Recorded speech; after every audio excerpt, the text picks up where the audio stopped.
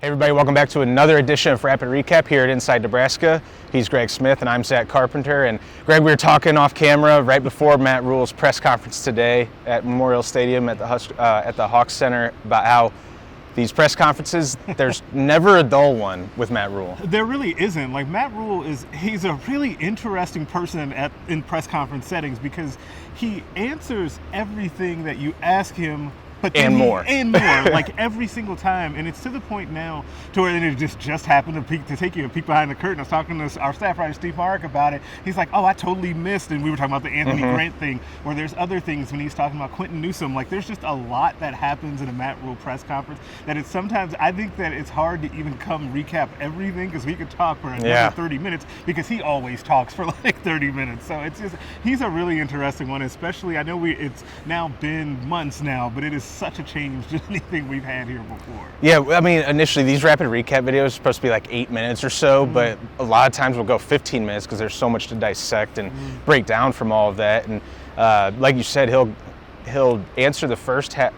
He'll answer your question in the first half, and then he'll have a second part where he's just giving you so much more. We'll get into that in a second because kind of bearing the lead here with the first news that Rhule did open the press conference with, and that is the season-ending torn ACL to Marcus Washington. He tore it in his left knee against Illinois on Friday. It was the same knee injury, or same knee they injured at the beginning of fall camp. First, he suffered a broken bone in his hand. Then he gets that knee tweak on the very first day back from fall camp practice, and now the torn ACL. One play after a 39-yard catch, a huge play to get him out of a big hole at the 1 yard line after the goal line stand by a defense. Gets hurt the next play. That was his second longest catch in his 2 years here at Nebraska. Now, where are they going to turn to now to fill that production? Yeah, I think that you have to turn, and this I think was the exact next question to Matt Rhule. The freshmen, like what can you get out of them? And Matt Rhule, he kind of said it with a smile, but was very serious in that, Malachi Coleman, Jaidyn Doss, and Lloyd, like they all played in the game on Friday night, and that he's always said that they're going to be good players, but he said they have to be good players now. There is no choice; they're going to have to play, and that's basically where they are now. You did also see Ty Hahn show up in that game on Friday night. You saw Alex Bullock make a couple of nice catches that we had heard about him making plays like that during camp, and we just haven't seen it as much in a game, but when he does make plays, they seem to be really nice plays, and so he's going to have to play as well. But yeah, that's basically where you're going to have to go. As we said, kind of coming into the season, wide receiver coach Garrett McGuire had his work cut out for him. That was before all of these injuries and departures. He definitely has his work cut out for him now, given the situation and the youth and inexperience that he has in that room. Yeah, because that's Marcus Washington's injury is on top of Xavier Betts, who they thought had potential as their number one receiver, or at least number two. Xavier Betts quits the team 19 days before the season opener. Isaiah Garcia-Castaneda tears his ACL against Minnesota, and now a torn ACL here. And like you mentioned, with the freshman receivers, just Malachi Coleman, people kept wanting to see him, and now you're going to see him a lot more. I mean, he only had 18 snaps in the first 4 games, didn't play against Michigan, and then came back after Washington went down, 57 snaps, and caught his first career catch as a Husker for a little 5-yard out. Did a really nice job with downfield blocking. You can build off of that. It's funny, we're talking about Steve. I told Steve, we were talking about that before the press conference, is that, hey, at least you have that, right? Like, you can go out there, and if they're going to be a team that runs the football a lot, and I don't think that's changing at all, at least he can help you in the downfield blocking game, which, hey, that can help get you on the field too. That's why I think it's important the last two of the last, updates or shows of a growth pattern with Malachi. I think probably had some time or a difficult time adjusting to the college game, just the rigors of it and the practices and whatnot. And already was that really exciting but raw athlete.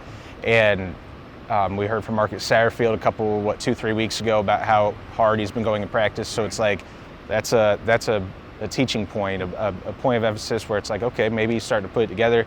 Then he had like you said, I remember one block that sprang a Billy Kemp run where in the corner. Yep, and then you have that Jaidyn Doss, the freshman receiver, who everyone was excited about, and then as soon as he starts getting praise, like a ton of it from quarterback, coach, offensive coordinator, he gets hurt the very next day, at practice with a broken right arm, but he came back out he got his first snaps against Illinois. It was only 5 snaps, but you could still see the visions of how they want to use him in this offense. They're putting him in motion in the backfield. They were using him on a crossing route. So you saw a little bit of it. Yeah, Matt Rhule said today that they actually had a reverse dialed up for him, but they kind of checked out of it because they saw the corner was going to blitz.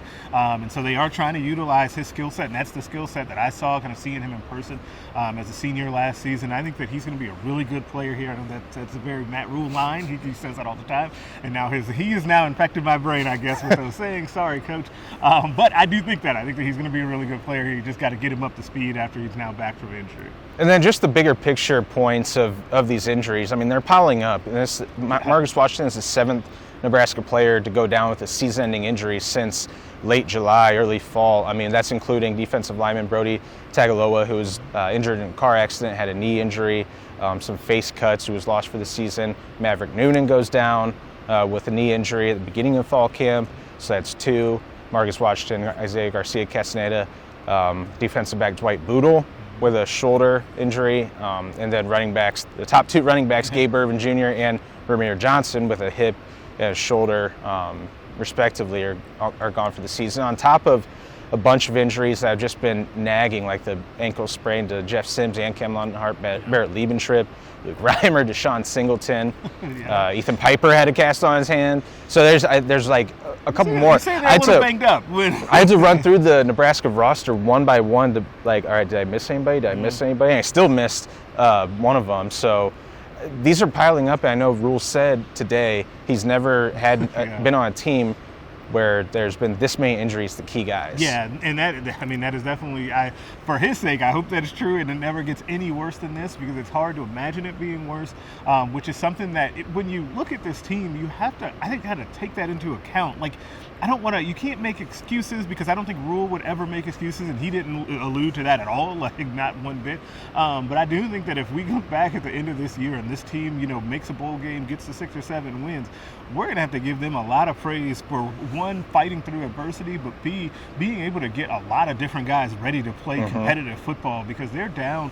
In the case of your running backs, you had your 4th string running back out there in Emmett Johnson, who looked good until he fumbled the ball on the exchange. That type of stuff is really hard to pull off in a year 1 situation when you didn't think the team was overwhelming with talent to begin with. Like, that's a really hard thing to do, and that'll be a curious storyline to just kind of keep track of as we move through the back half of the season. Yeah, I don't know how you can honestly, like you said, not building in excuses for this team, but I don't know how you can properly evaluate this team and analyze it without mentioning that as a significant factor. I mean, they're starting 3 guys now, Phelan Sanford, John Bullock, and Alex Bullock, and I'm sure I'm forgetting another, who are former walk-ons. They're starting now for this team, and Josh Fleeks is now a running back, and there's all these different things where it's like they're piecing it together at some positions, and I think the fact that they're right in the thick of things in the contention for a bowl season, winning season potentially, I think it's a major footnote, if not a headline, for this season. Yeah, that'll be something we're put a pin in that. We stumbled into something on that, because if they do end up doing that, that has to be a large part of the conversation and why people then should be even more excited for the future. Now, we got to get through the present first. We got to see how it all plays out, because the wheels could come off, because as Matt Rhule did allude to, he said, talking about the back half of this season, they could beat anybody left on their schedule, but anyone left on their schedule could beat them. So we just don't know how that's going to go. That was the best. That was my favorite part of a pretty dim press conference, not like a bad news press conference. That was my favorite part, is he said that, and it was like, you're pretty much saying what everybody else is saying about fans, media, and it's like, okay, so everybody's pretty much on par with how Matt Rhule is looking at the rest of this schedule for the next 6 games. And I love how you're like, yeah, we stumbled on it. We stumbled on this big picture point, because if you guys don't know how this works with our videos, we don't really talk, we don't script it, we don't talk about it a lot.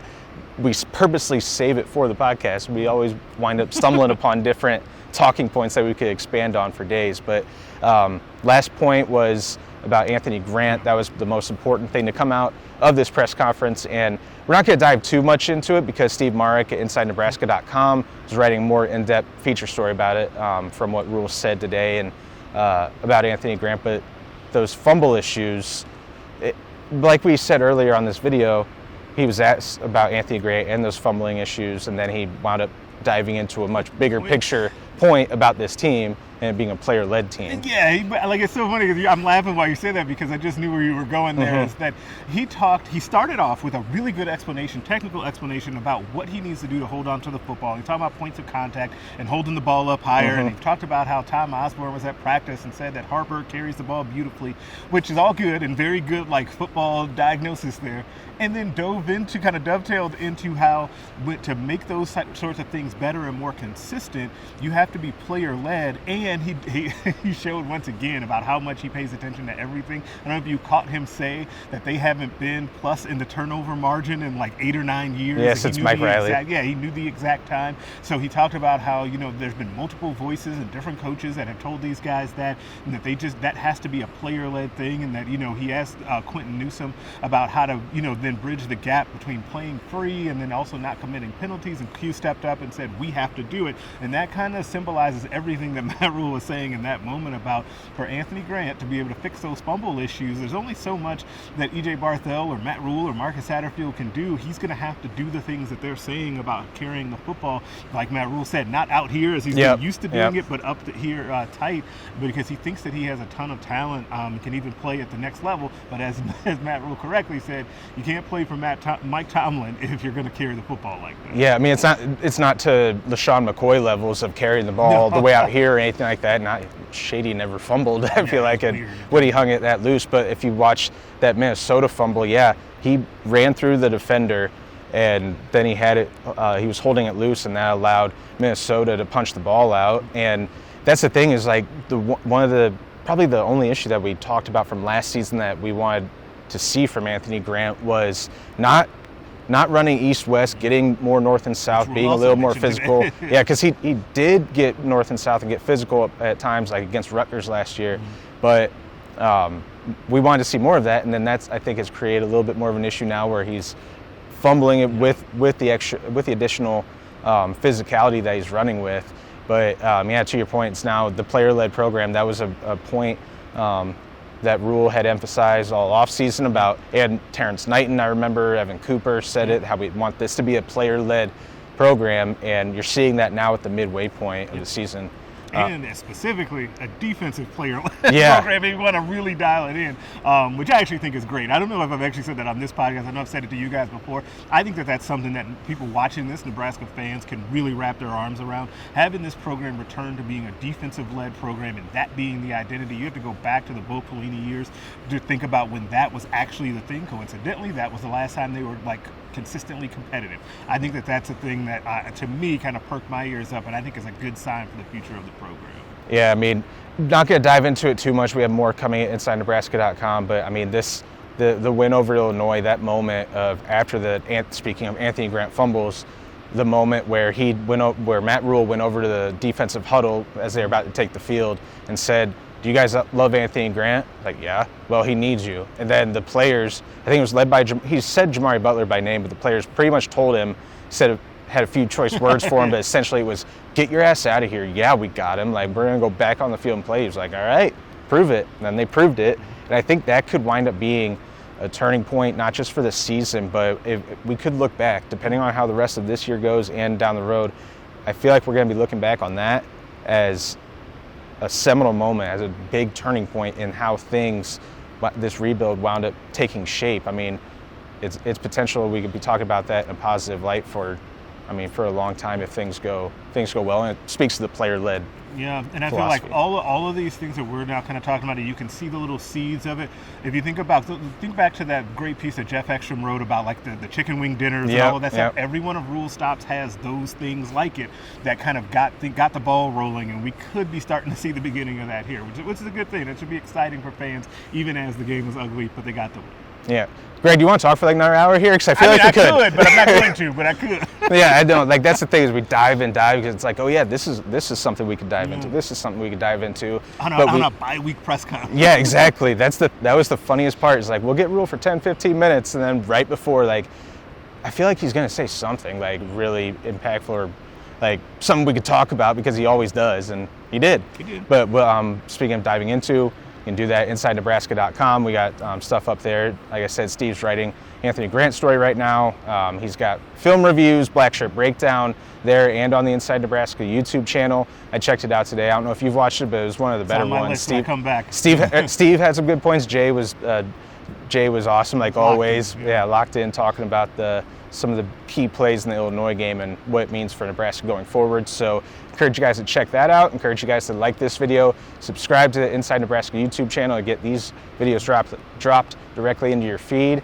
including the Black Shirt Breakdown, Recruiting Blitz with Greg and Jansen on our channel, and more of these videos as we head into, we're in the middle of the bye week and we got winnable games coming up in Nebraska once again. So for Greg Smith, I'm Zack Carpenter, and we'll catch you guys again next time.